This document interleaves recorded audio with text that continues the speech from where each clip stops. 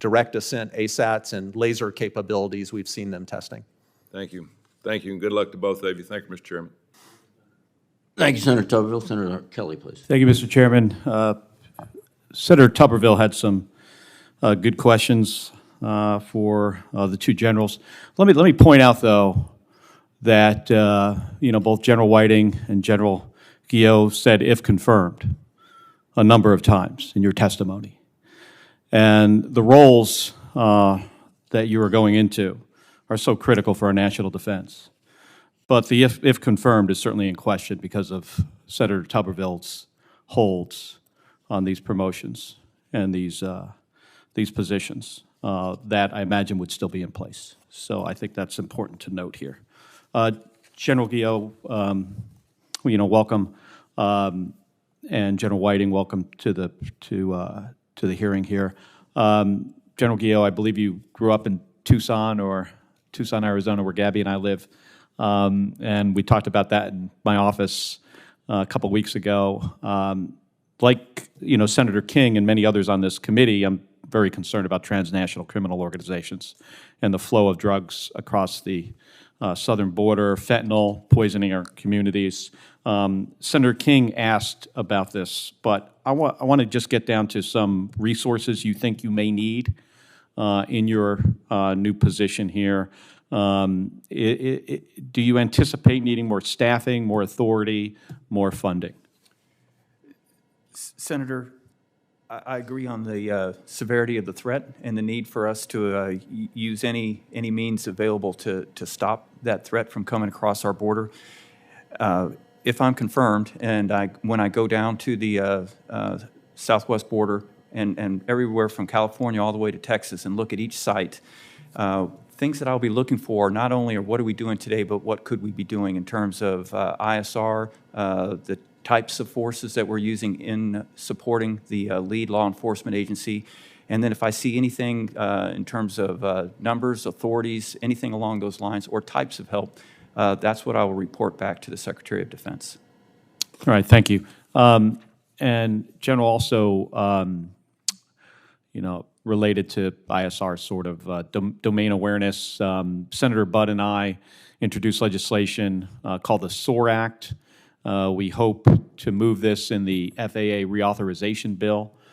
This is bipartisan legislation that will ensure that these high-altitude balloons that are released rather frequently for scientific purposes and other purposes have transponders so they can be tracked and identified.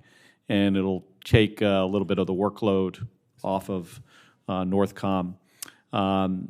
But it'll also allow you to act more quickly to identify any activity that could be a threat if it doesn't have a transponder on it. What could you, as the commander of NORTHCOM, what would you do to further improve domain awareness over the NORTHCOM area of operations? Senator, the first and I think most important step to improving domain awareness would be to ensure that we have the types of radars and the locations needed to cover all the avenues of approach that are now vulnerable to the homeland, and to ensure that the systems are the types that can detect the new and emerging threats that our competitors are building.